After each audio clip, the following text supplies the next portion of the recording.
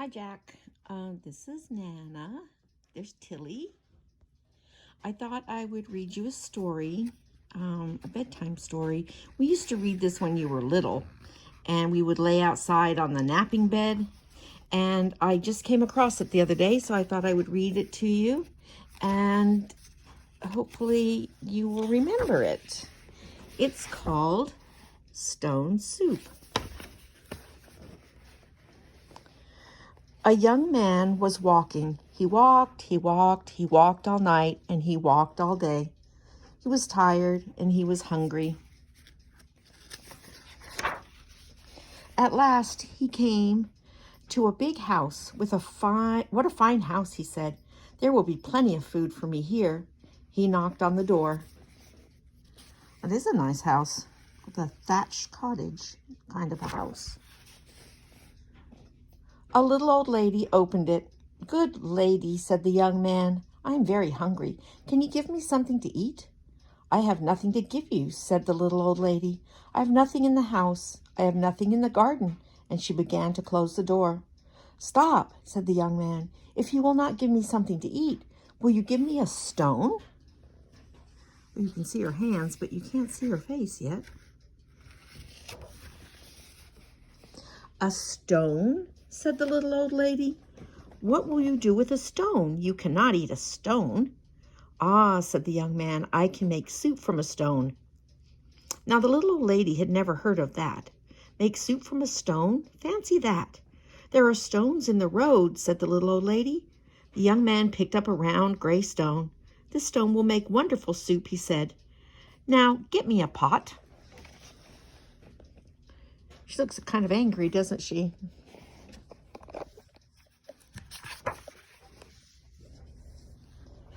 The little old lady got a pot, filled the pot with water, and put it on the fire, the young man said. The little old lady did as she was told, and soon the water was bubbling in the pot.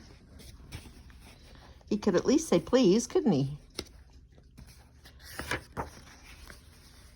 The young man put the round gray stone into the pot. "Now we will wait for the stone to cook into soup," he said. The pot bubbled and bubbled. After a while, the little old lady said, "This soup is cooking fast." "It's cooking fast now," said the hungry young man, "but it would cook faster with some onions." So the little old lady went to the garden to get some yellow onions. There he is, putting a stone in the water. Kind of looks like the stones I paint. Into the pot went the yellow onions with the round gray stone. "Soup from a stone," said the little old lady. "Fancy that." The pot bubbled and bubbled. After a while, the little old lady said, "This soup smells good." "It smells good now," said the hungry young man, "but it would smell better with some carrots." Boy, she's got a bunch of onions. She told him she didn't have any.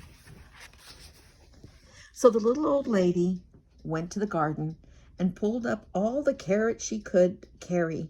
Into the pot went the long, thin carrots with the yellow onions and the round gray stone. "Soup from a stone," said the little old lady. "Fancy that." The pot bubbled and bubbled. After a while, the little old lady said, "This soup tastes good." "It tastes good now," said the hungry young man, "but it would taste better with beef bones." Oh, there she is, pulling up her carrots. Here comes Tuppy. So the little old lady went to get some juicy beef bones. Into the pot went the juicy beef bones and the long, thin carrots and the yellow onions and the round gray stone. "Soup from a stone," said the little old lady. "Fancy that." The pot bubbled and bubbled. After a while, the little old lady said, "This soup is fit for a prince." "It's fit for a prince now," said the hungry young man, "but it would be fit for a king with a bit of pepper and a handful of salt." Oh, that dog. That's not the dog that's growling. It's these two. There she is, getting out her bones.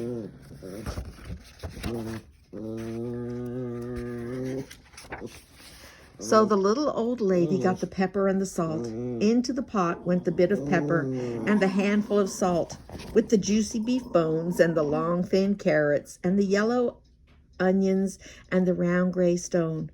Soup from a stone, said the little old lady. Fancy that.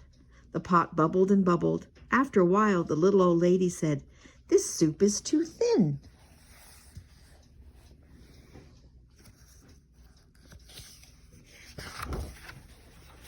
It's too thin now, said the hungry young man, but it would be nice and thick with some butter and barley. So the little old lady went to get butter and barley. Into the pot went the butter and barley, with the bit of pepper and the handful of salt, and the juicy beef bones, and the long thin carrots, and the yellow onions, and the round gray stone.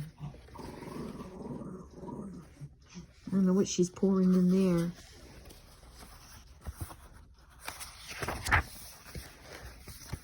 Soup from a stone, said the little old lady.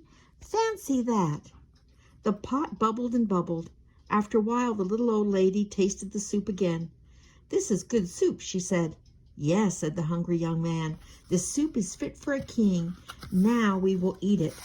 Stop, said the little old lady. This soup is indeed fit for a king. Now I will set a table fit for a king. She took out her best tablecloth and her best dishes. She said she didn't have anything. Then the little old lady and the hungry young man ate all the soup.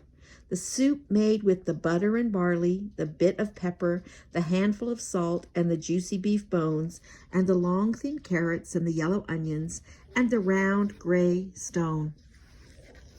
Ooh, they're having quite a treat.